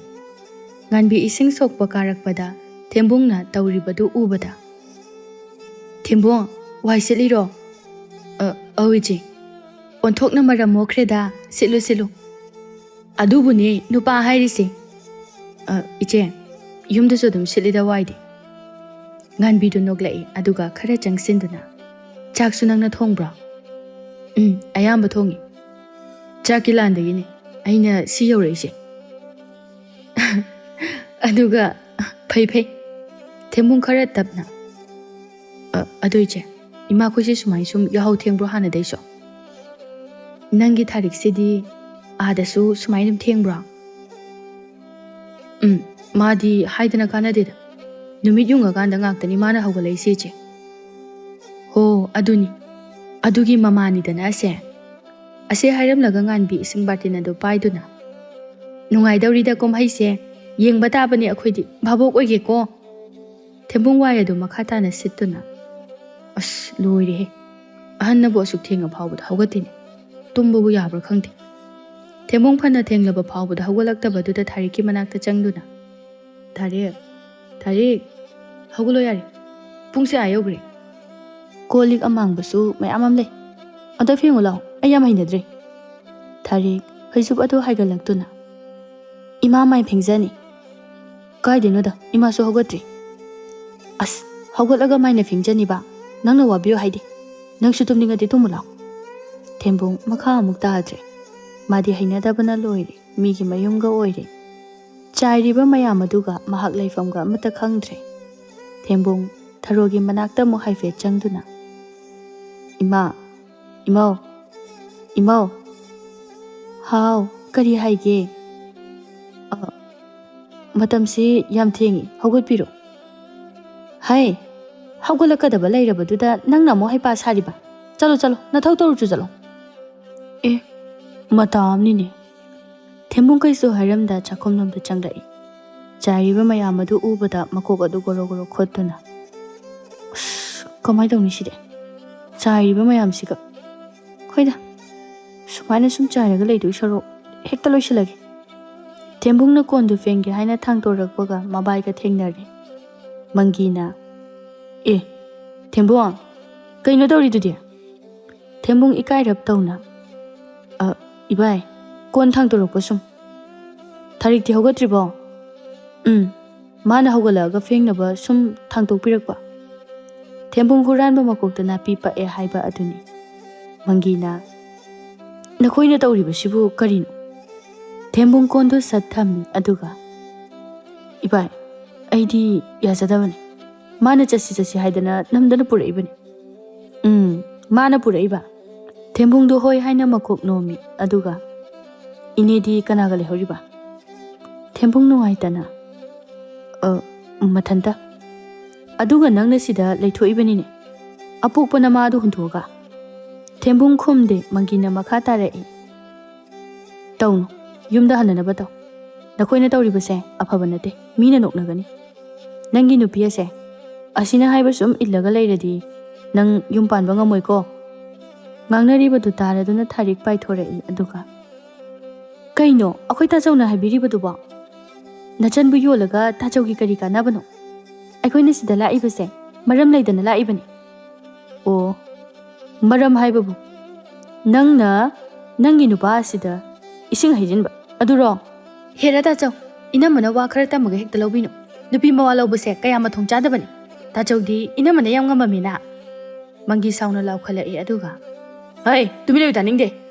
Napa yami macha asidi. He. Nangna gasu engonda warak piriba. Tharik lawkhalakputta khangpre khangi. Nangna imung asida ngamna panba lichat ada. Migi imungdadi yaroi khangaba. Adugi lichat adudi chanaroi. Mangi Thembung da mok onsinduna. Thembung nang nupani. Nupadi nupa thokna hingbatam. Angawba sandi mapuna naring jai lengduna wasa sajane kanduna hoigadabani khangaba. Thembung hoi haina mangak nomi. Tarik Thembunggi matawduda sauningduna Thembunggi makok aduda induna. Masi hoiga haine mase nang haijini nang. Tarik Thembung da phurai. ꯃꯇꯧ ꯑꯗꯨꯗ ꯃꯪꯒꯤꯅ ꯃꯃꯤꯠ ꯅꯥꯔꯗꯨꯅ ꯍꯩ ꯌꯦꯡꯅꯤꯡꯗꯦ ꯆꯠꯂꯣ ꯃꯊꯣꯡ ꯍꯨꯛꯇꯕ ꯊꯕꯛ ꯑꯗꯨꯒꯨꯝꯕ ꯊꯥꯔꯤꯛ ꯃꯥꯅ ꯇꯧꯕ ꯈꯨꯗꯤꯡ ꯃꯕꯨꯡꯅ ꯌꯩꯊꯠꯂꯛꯏ ꯊꯥꯔꯤꯛ ꯃꯃꯥ ꯇꯥꯅꯅꯕ ꯀꯟꯅ ꯀꯟꯅ ꯀꯞꯇꯨꯅ ꯀꯧꯔꯛꯏ ꯍꯣꯏ ꯏꯃꯥ ꯅꯆꯥꯅꯨꯄꯥꯅ ꯑꯩꯕꯨ ꯌꯨꯝꯗ ꯂꯩꯕ ꯌꯥꯔꯣꯏ ꯍꯥꯏꯔꯦ ꯊꯦꯝꯕꯨꯡ ꯇꯧꯗꯅ ꯇꯧꯏ ꯍꯥꯏꯔꯛꯄꯗꯨꯗ ꯉꯛꯅ ꯃꯇꯥ ꯑꯃꯅꯤꯅꯦ ꯁꯤꯗꯤ ꯊꯥꯔꯤꯛ ꯑꯃꯨꯛꯀꯁꯨ ꯍꯣ ꯏꯃꯥ ꯅꯆꯥꯅꯨꯄꯥꯅ ꯑꯩꯕꯨ ꯌꯨꯝꯁꯤꯗ ꯂꯩꯕ ꯌꯥꯔꯣꯏ ꯍꯥꯏꯔꯦ ꯊꯔꯣ ꯃꯀꯣꯛ ꯃꯔꯨ ꯏꯐꯥ ꯐꯥꯅ ꯆꯦꯟꯊꯣꯔꯛꯏ ꯉꯥꯟꯕꯤꯁꯨ ꯇꯥꯔꯗꯨꯅ ꯆꯦꯟꯊꯣꯔꯛꯏ ꯊꯔꯣꯅ ꯀꯩꯗꯧꯔꯦ ꯏꯆꯥ ꯀꯩꯗꯧꯔꯦ ꯀꯅꯥꯅ ꯀꯔꯤ ꯍꯥꯏꯔꯤꯕ ꯊꯥꯔꯤꯛ ꯃꯃꯥ ꯂꯥꯛꯄꯗꯨꯗ ꯍꯦꯟꯅ ꯀꯞꯂꯛꯏ ꯑꯗꯨꯒ ꯏꯃꯥ ꯇꯥꯆꯧꯅ ꯉꯥꯡꯉꯤꯕ ꯕꯨꯡꯉꯣ ꯑꯆꯧꯕ ꯅꯪ ꯅꯆꯜꯗ ꯀꯔꯤ ꯍꯥꯏꯔꯨꯏ ꯏꯃꯥ ꯇꯧꯔꯤꯕꯁꯤꯕꯨ ꯆꯨꯝꯃꯤꯕ꯭ꯔꯣ ꯍꯩ ꯀꯔꯤꯒꯤ ꯆꯨꯝꯗꯅꯤ ꯅꯆꯟꯅ ꯀꯔꯤ ꯂꯥꯜꯂꯤ ꯀꯔꯤꯒꯤ ꯂꯥꯟꯗꯅꯤ ꯃꯅꯦꯝ ꯑꯁꯣꯟꯕꯤꯗꯨ ꯊꯝꯃꯝꯃꯒ ꯅꯨꯄꯥ ꯄꯨꯔꯒ ꯂꯥꯛꯄꯁꯤꯕꯨ ꯅꯠꯇꯦ ꯁꯤꯕꯨ ꯀꯅꯥꯅ ꯇꯧꯅꯒꯦꯕ ꯅꯆꯟꯅꯨꯄꯤ ꯑꯁꯦ ꯃꯤꯅ ꯑꯣꯠꯇꯅ ꯅꯩꯗꯅ ꯇꯧꯕꯗꯨꯗ ꯂꯩꯕ ꯉꯝꯗꯗꯅ ꯂꯥꯛꯄꯁꯤꯗ ꯅꯪꯉꯣꯟꯗ ꯀꯌꯥꯝ ꯀꯥꯏꯔꯒꯦ ꯃꯁꯦ ꯃꯤꯅ ꯇꯧꯅꯗꯕ ꯊꯕꯛꯂꯣ ꯏꯃꯥ ꯅꯆꯥꯅꯨꯄꯤ ꯍꯥꯟꯅ ꯋꯥꯔꯣ ꯃꯤꯒꯤ ꯂꯥꯟꯖꯗꯕ ꯃꯃꯥꯗꯨ ꯕꯗꯅꯥꯝ ꯄꯤꯔꯨꯅꯨ ꯅꯆꯥꯅꯨꯄꯤꯁꯤꯕꯨ ꯀꯌꯥꯝ ꯐꯔꯒꯦ ꯊꯥꯔꯤꯛ ꯍꯦꯟꯅ ꯀꯞꯁꯤꯟꯅꯔꯛꯏ ꯉꯥꯟꯕꯤ ꯃꯆꯥꯒꯤ ꯃꯇꯥꯠ ꯈꯪꯂꯗꯨꯅ ꯇꯧꯔꯤꯁꯦ ꯌꯦꯡꯎꯅꯦ ꯀꯌꯥꯗꯅꯣ ꯃꯥꯅ ꯀꯞꯄꯤꯁꯤꯕꯨ ꯃꯔꯝ ꯆꯥꯔꯤꯕ꯭ꯔꯕ ꯊꯔꯣ ꯃꯆꯥꯗ ꯑꯣꯟꯁꯤꯟꯗꯨꯅ ꯀꯔꯤꯒꯤ ꯀꯞꯄꯤ ꯀꯞꯐꯝ ꯊꯣꯛꯇꯦ ꯅꯪꯉꯣꯟꯗ ꯇꯧꯔꯛꯄꯗꯣ ꯍꯥꯏꯌꯨꯗꯅ ꯅꯕꯨꯡꯁꯤꯗ ꯊꯥꯔꯤꯛꯅ ꯃꯕꯨꯡꯗ ꯃꯣꯏꯅ ꯏꯁꯤꯡ ꯍꯩꯖꯤꯜꯂꯤꯅꯦ ꯑꯗꯨꯒ ꯑꯩꯕꯨ ꯐꯨꯔꯤꯕ ꯊꯦꯝꯕꯨꯡ ꯃꯥꯁꯨ ꯃꯃꯥꯕꯨ ꯂꯥꯟꯅ ꯎꯅꯕ ꯇꯧꯔꯛꯄ ꯑꯗꯨꯗ ꯑꯗꯨꯗꯤ ꯍꯥꯏꯅꯨ ꯊꯥꯔꯤꯛ ꯅꯪꯅ ꯍꯥꯟꯅ ꯑꯩꯉꯣꯟꯗ ꯍꯩꯖꯤꯟꯕꯅꯤ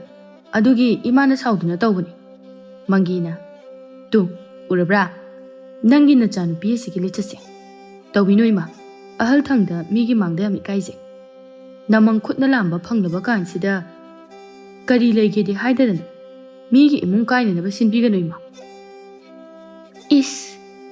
ꯅꯪꯒꯤꯁꯦ ꯑꯩꯕꯨ ꯐꯠꯇꯦ ꯁꯤꯔꯣ ꯉꯥꯟꯕꯤ ꯃꯥꯅ ꯑꯣꯏꯅ ꯀꯥꯏꯗꯩ ꯐꯔꯅꯤ ꯐꯠꯇꯗꯅ ꯅꯠꯇ꯭ꯔꯣ ꯏꯃꯨꯡ ꯑꯁꯤ ꯐꯥꯎꯕꯗ ꯄꯨꯟꯁꯤꯟꯕ ꯌꯥꯗ꯭ꯔꯤꯁꯦ ꯅꯆꯥꯅꯨꯄꯥ ꯑꯃꯈꯛꯁꯤꯗ ꯑꯗꯨꯁꯨ ꯊꯥꯔꯤꯛ ꯈꯨꯝꯍꯧꯔꯒꯦ ꯃꯇꯥꯒꯨꯝꯅ ꯏꯅꯝꯃꯅ ꯍꯥꯏꯕꯗꯤ ꯇꯥꯆꯧ ꯂꯣꯏꯅ ꯌꯥꯏꯅꯦ ꯏꯅꯝꯃꯕꯨꯗꯤ ꯇꯥꯆꯧꯅ ꯋꯥꯔꯛꯄ ꯉꯝꯗꯦꯅꯦ ꯅꯨꯄꯤꯅ ꯉꯝꯃꯤꯅꯦ ꯀꯔꯤ ꯑꯩꯅ ꯉꯁꯤ ꯐꯥꯎꯕ ꯏꯃꯨꯡ ꯑꯁꯤ ꯀꯥꯏꯅꯅꯕ ꯀꯔꯤ ꯇꯧꯏ ꯑꯩꯗꯤ ꯅꯪꯒꯨꯝꯅ ꯇꯧꯗꯦꯅꯦꯍꯦ ꯆꯟꯅꯗꯕꯤ ꯃꯪꯒꯤ ꯃꯥꯒꯤ ꯅꯨꯄꯤꯗ ꯑꯣꯟꯁꯤꯟꯗꯨꯅ ꯇꯨꯃꯤꯟ ꯂꯩꯌꯨꯅ ꯅꯪ ꯁꯤꯗ ꯀꯩ ꯌꯥꯎꯐꯝ ꯊꯣꯛꯀꯦ ꯅꯪꯒꯤ ꯋꯥ ꯀꯩ ꯌꯥꯎꯒꯦꯕ ꯅꯨꯄꯤꯅ ꯅꯆꯤꯟ ꯌꯥꯝ ꯌꯥꯎꯒꯅꯨ ꯊꯣꯛꯂꯤꯕꯁꯤꯡ ꯑꯁꯦ ꯅꯨꯄꯤꯅ ꯉꯝꯅ ꯄꯥꯅꯤꯡꯕ ꯃꯊꯧ ꯃꯁꯛ ꯈꯪꯉꯛꯇꯕꯒꯤꯅꯤ ꯑꯗꯨꯕꯨ ꯅꯊꯧꯅꯇꯕꯗ ꯌꯥꯎꯁꯤꯜꯂꯛꯀꯅꯨ ꯉꯥꯟꯕꯤ ꯃꯥꯒꯤ ꯅꯨꯄꯥꯅ ꯉꯥꯡꯂꯛꯄ ꯑꯗꯨꯗ ꯇꯨꯃꯤꯟꯅ ꯂꯩ ꯃꯪꯒꯤ ꯊꯦꯝꯕꯨꯡꯗ ꯊꯦꯝꯕꯨꯡ ꯅꯪꯒꯤ ꯅꯨꯄꯤꯁꯤ ꯋꯥꯔꯛꯎ ꯃꯁꯥ ꯁꯒꯟ ꯑꯁꯤ ꯂꯥꯛꯇꯨꯅ ꯄꯨꯒꯣ ꯅꯪꯅ ꯇꯧꯔꯤꯕꯁꯦ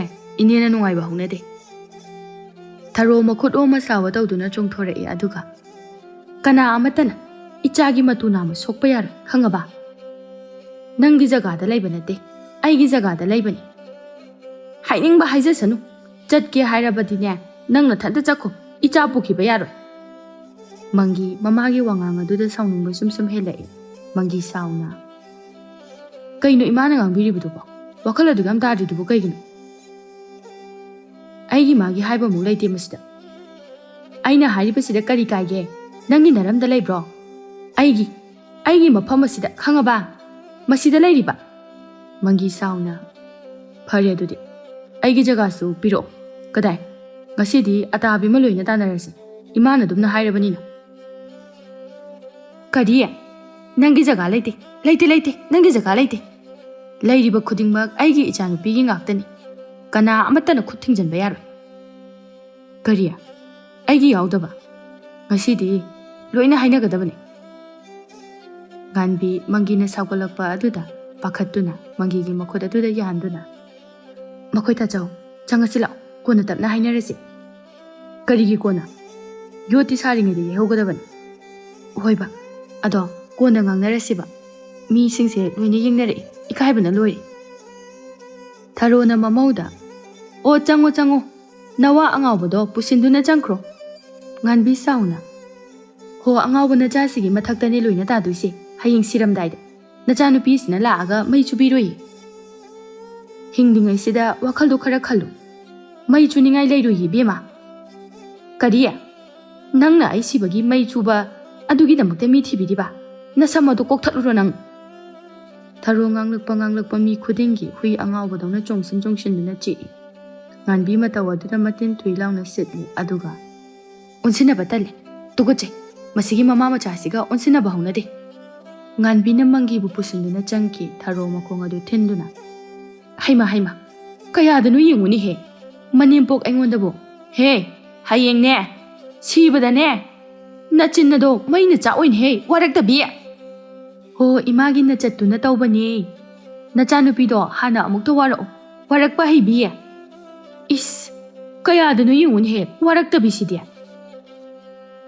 ꯑꯌꯨꯛ ꯑꯁꯤꯗ ꯑꯀꯟꯕ ꯂꯥꯟ ꯑꯃ ꯁꯣꯛꯅꯔꯦ ꯊꯦꯝꯕꯨꯡ ꯃꯥꯗꯤ ꯇꯧꯔꯤꯕ ꯃꯇꯧ ꯑꯗꯨꯗ ꯃꯀꯣꯛ ꯉꯥꯎꯗꯨꯅ ꯐꯝꯊꯗꯨꯅ ꯇꯨꯃꯤꯟꯅ ꯂꯩꯈ꯭ꯔꯕꯅꯤ ꯊꯦꯝꯕꯨꯡ ꯃꯍꯧꯁꯥꯅ ꯑꯁꯨꯝꯅ ꯇꯧꯕ ꯑꯁꯤ ꯀꯌꯥ ꯄꯥꯝꯖꯗꯦ ꯇꯧꯗꯅꯕ ꯍꯥꯏꯗꯨꯅꯁꯨ ꯊꯥꯔꯤꯛꯄꯨ ꯀꯟꯅ ꯍꯥꯏꯗꯨꯅꯁꯨ ꯂꯥꯛꯄꯅꯤ ꯊꯥꯔꯤꯛꯅ ꯊꯦꯝꯕꯨꯡꯗ ꯍꯩ ꯀꯩꯅꯣ ꯅꯪꯅ ꯑꯃꯨꯛ ꯀꯥꯆꯤꯟ ꯑꯁꯤꯗ ꯇꯧꯔꯝꯃꯤꯁꯤꯅ ꯊꯦꯝꯕꯨꯡ ꯇꯞꯅ ꯑꯁ ꯑꯩ ꯀꯣꯛ ꯉꯥꯎꯕꯅ ꯂꯣꯏꯔꯦ ꯏꯁꯤꯡ ꯈꯤꯇ ꯊꯔꯣꯅ ꯑꯣꯏꯅ ꯀꯔꯤꯒꯤ ꯏꯁꯤꯡꯅꯣ ꯄꯤꯊꯛꯎꯅꯨ ꯃꯁꯤ ꯄꯨꯝꯕ ꯅꯪꯅ ꯅꯨꯄꯥ ꯊꯣꯛꯇꯗꯨꯅ ꯇꯧꯕ ꯉꯥꯛꯇꯅꯤ ꯅꯨꯄꯤ ꯊꯤꯒꯅꯤ ꯍꯥꯏꯕꯗꯤ ꯈꯪꯂꯒ ꯅꯨꯄꯤꯕꯨ ꯀꯔꯝꯅ ꯅꯨꯡꯉꯥꯏꯅ ꯊꯝꯒꯅꯤ ꯍꯥꯏꯕꯗꯤ ꯈꯪꯗꯕ ꯆꯠꯂꯣ ꯀꯣꯟꯗꯨ ꯐꯦꯡꯉꯨꯆꯣ ꯆꯠꯂꯣ ꯃꯃꯥ ꯃꯆꯥ ꯑꯅꯤꯗꯨ ꯆꯪꯈ꯭ꯔꯦ ꯊꯦꯝꯕꯨꯡꯅ ꯑꯁ ꯀꯔꯤ ꯏꯃꯨꯡꯅꯣ ꯑꯩꯕꯨ ꯆꯠꯍꯧꯕꯅ ꯐꯒꯗꯣꯏꯔꯥ ꯉꯥꯟꯕꯤꯅ ꯃꯪꯒꯤꯗ ꯁꯤ ꯀꯔꯤ ꯁꯥꯔꯦ ꯑꯩꯅ ꯍꯥꯏꯔꯨꯅꯣ ꯍꯥꯏꯗ꯭ꯔꯣ ꯑꯁ ꯂꯨꯗꯧꯔꯤꯗ ꯅꯨꯄꯤ ꯑꯩ ꯃꯤꯒꯤ ꯃꯃꯥꯡꯗ ꯑꯣꯟꯊꯣꯛꯅ ꯏꯀꯥꯏꯖꯈ꯭ꯔꯦ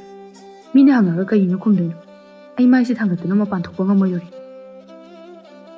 ꯀꯔꯤꯒꯤ ꯑꯩꯈꯣꯏꯅ ꯏꯀꯥꯏꯗꯣꯏꯅꯣ ꯃꯃꯥ ꯑꯁꯤꯒꯤ ꯂꯤꯆꯠ ꯑꯁꯦ ꯃꯤꯄꯨꯝ ꯈꯨꯗꯤꯡ ꯂꯣꯏꯅ ꯈꯪꯅꯔꯤꯕꯅꯤ ꯑꯩꯈꯣꯏꯅ ꯏꯀꯥꯏꯐꯝ ꯊꯣꯛꯇꯦ ꯏꯃꯥꯁꯦ ꯋꯥꯈꯜ ꯑꯣꯟꯊꯣꯛꯅ ꯌꯥꯎꯈꯤꯗ꯭ꯔꯦ ꯂꯩꯃꯤꯟꯅꯕ ꯅꯨꯡꯉꯥꯏꯔꯣꯏꯗꯣꯔꯤ ꯌꯥꯝꯅ ꯊꯦꯝꯕꯨꯡ ꯌꯨꯝ ꯑꯁꯤꯗ ꯑꯁꯨꯝ ꯀꯨꯏꯅ ꯂꯩꯔꯛꯂꯤ ꯃꯃꯥ ꯃꯆꯥ ꯑꯅꯤꯒꯤ ꯁꯥꯔꯩꯗ ꯃꯌꯥꯡ ꯐꯥꯎꯕ ꯀꯪꯁꯤꯜꯂꯛꯂꯤ ꯊꯥꯔꯤꯛꯁꯨ ꯃꯇꯝꯒꯤ ꯃꯇꯨꯡ ꯏꯟꯅ ꯃꯤꯔꯣꯜꯂꯛꯂꯤ ꯊꯥꯔꯤꯛ ꯐꯃꯨꯡꯗ ꯍꯤꯞꯇꯨꯅ ꯂꯩ ꯊꯦꯝꯕꯨꯡ ꯆꯥꯛ ꯑꯁꯥꯕ ꯈꯔ ꯄꯨꯔꯛꯇꯨꯅ ꯆꯪꯂꯛꯏ ꯊꯥꯔꯤꯛ ꯁꯦ ꯆꯥꯛ ꯄꯨꯔꯛꯏ ꯆꯥꯛ ꯆꯥꯅꯅꯕ ꯇꯧꯁꯤ ꯊꯥꯔꯤꯛ ꯍꯥꯟꯅꯗꯒꯤ ꯍꯦꯟꯅ ꯀꯦꯁꯤꯟꯅꯕ ꯍꯦꯜꯂꯛꯂꯤ ꯊꯦꯝꯕꯨꯡꯗ ꯄꯤꯔꯨꯝ ꯇꯧꯗꯨꯅ ꯀꯩ ꯍꯤꯟꯖꯥꯡꯅꯣ ꯀꯥꯡꯁꯣꯏꯅꯤ ꯉꯥ ꯇꯥꯎꯕꯝꯁꯨ ꯌꯥꯎꯔꯤ ꯀꯥꯡꯁꯣꯏ ꯆꯥꯅꯤꯡꯗꯦ ꯍꯥꯏꯗꯨꯅ ꯁꯨꯝ ꯆꯥꯗ꯭ꯔꯗꯤ ꯀꯃꯥꯏꯅ ꯇꯧꯗꯣꯏꯅꯣ ꯁꯦ ꯈꯔ ꯆꯥꯁꯤꯟꯁꯤꯀꯣ ꯑꯩ ꯏꯜꯂꯛꯀꯦ ꯊꯦꯝꯕꯨꯡ ꯐꯔꯕꯁꯨ ꯐꯠꯇ꯭ꯔꯕꯁꯨ ꯃꯥꯒꯤ ꯃꯆꯥꯒꯤ ꯃꯃꯥ ꯑꯣꯏꯒꯗꯧꯔꯤꯕꯅꯤ ꯊꯥꯔꯤꯛ ꯑꯗꯨꯅ ꯃꯃꯥꯕꯨꯁꯨ ꯅꯨꯡꯁꯤꯕ ꯄꯣꯛꯆꯩ ꯍꯦꯟꯅꯁꯨ ꯅꯨꯡꯁꯤꯔꯦ ꯑꯗꯨꯕꯨ ꯊꯦꯝꯕꯨꯡ ꯃꯍꯧꯁꯥꯒꯤ ꯊꯦꯝꯕꯨꯡ ꯑꯣꯏꯈꯤꯗ꯭ꯔꯦ ꯁꯣꯔ ꯐꯥꯎꯕ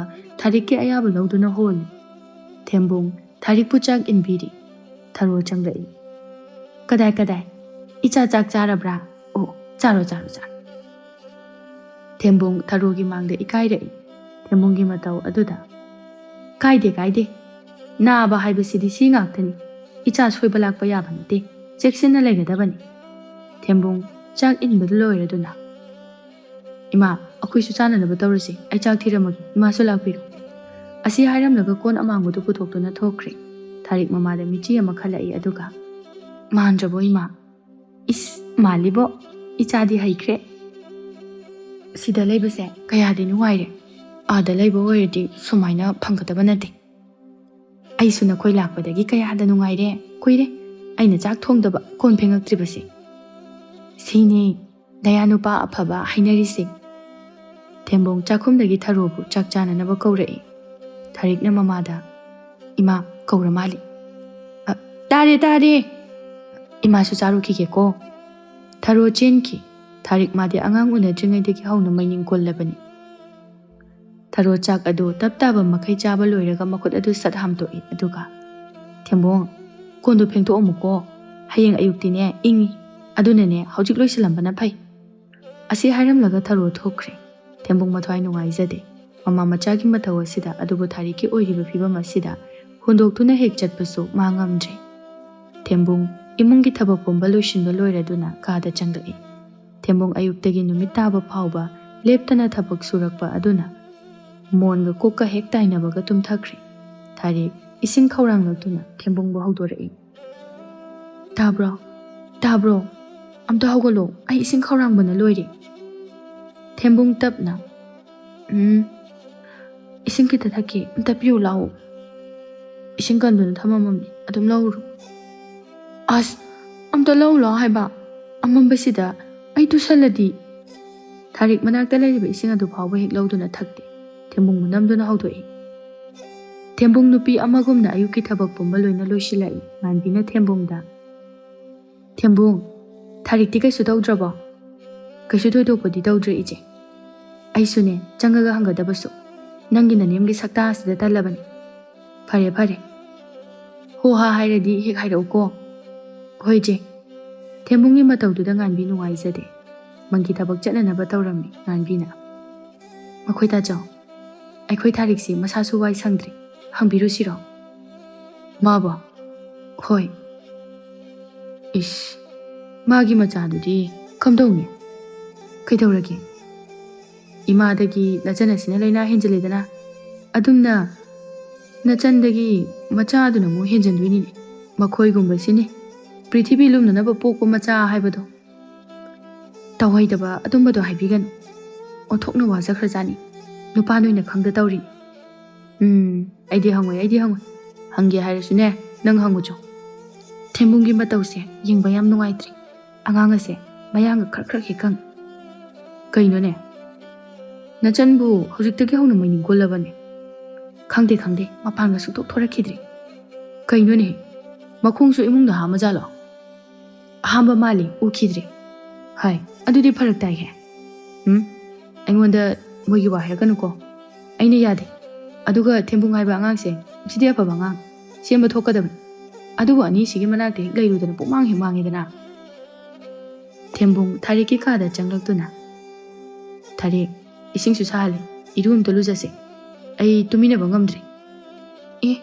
Kaide noida ingkrakan sida irujadrasu pi singse sudoga yani se panik sisu mabapidak sisu sikhaise loina suru aduga marai phajakrani. Hoini sisu sugi nangsum talujase. Tharik tanmanduna irujase haiba namdana yadre. As ibema nangang na do sharukne thidrum mama manam nambana phaiko. Thembung na fi singa do puduna thoklai. Thembung Tharikki phanek adu kanna suri. Mangina thorakpaduga mapa hek chanare. Thembung ikaiduna phanek adu losili aduga. Ibai thabak thoraba. Thore. Mangi thembung na tawribadu khangli. Mangi nungaitana. Thembung nangbu wakal amta tawngi. Nangbu nupani ne. Nupa ama oiredi nupa amagi magun ngakna chatpa tamuni. Nangbu mukta mikap tho'u kidawrage. Thembung hairakliबadu khangduna. Ibai Tharikdu masangamdaba. Hoine ai khangine. Masangamdaba haibase amana amagi mateng pangnagadabani. Adubu mimang thokna tawba yaba yadaba haiba amale. Mana hojik wariba asumna nangbu poklakpadasu nangi imana waramgadawribani. Nang namabudi ningsingde natra. Inesu nangbu pokpada kayam waramgani. Matam aduda nangna tawriba sumaina ma maduna su tawram ine mathanta asuk waba ase thengnaramgani khanduna ying. Nang papuni ko ine do nuaite ko. Mangi migi thamoi kaiba yaba wahai kaya ama hairamduna chatkre. Thembung mangasidi mamabu tasengna nusiba poklakle. Matam kuina tumduna lairuraba matungda mabayi wahai sing aduda Thembung dong asidi mikap thorakle. Thembung mathanta. Chumi ibaina hai. Loinamak chumi. Ai nupani. Aina tawribase yamna lal. Ai yum leitaba. Ima leitaba machanate. Imana macha aibu kayada warorongani. Asukuibase. Aina nongmadasu awa nungaisu hangbikide. Ima nachabu waroganuko. Imagi nanakta nacha soidana laklage. Thembung tarakliba mapi adu taithoktuna. Nang leihoro. Nangna aigi punsise mafam marang ama khanghandre. Mara leijadraba icha adubudi aibu warauragani. Thembung suramba phanik adu loisalamda ꯌꯨꯝ ꯑꯗꯨ ꯍꯟꯅ ꯐꯥꯎꯕ ꯌꯦꯡꯂꯝꯗꯅ ꯃꯌꯨꯝ ꯇꯝꯅ ꯈꯣꯡ ꯊꯥꯡꯗꯣꯔꯛꯏ꯫ ꯊꯥꯔꯤꯛ ꯑꯃꯗꯤ ꯊꯔꯨ ꯃꯈꯣꯏꯁꯨ ꯊꯦꯝꯕꯨꯡ ꯂꯩꯇꯕꯗ ꯀꯌꯥꯗ ꯋꯥꯔꯕ ꯊꯥꯔꯤꯛ ꯃꯥꯁꯨ ꯃꯁꯥ ꯑꯔꯨꯝꯕ ꯑꯗꯨꯒ ꯄꯨꯝꯅꯃꯛ ꯊꯦꯡꯅꯕ ꯇꯝꯂꯛꯏ꯫ ꯊꯥꯔꯤꯛ ꯍꯧꯖꯤꯛ ꯈꯛꯇꯗ ꯃꯧ ꯑꯃ ꯑꯣꯏꯕꯒꯤ, ꯃꯃꯥ ꯑꯃ ꯑꯣꯏꯕꯒꯤ ꯗꯥꯏꯇ ꯄꯨꯝꯅꯃꯛ ꯃꯀꯣꯛꯇ ꯊꯣꯡꯒꯠꯄ ꯍꯧꯗꯨꯅ ꯃꯃꯥꯏ ꯃꯃꯤꯠ ꯄꯥꯡꯕ ꯉꯥꯏꯗꯨꯅ ꯂꯩꯈ꯭ꯔꯦ꯫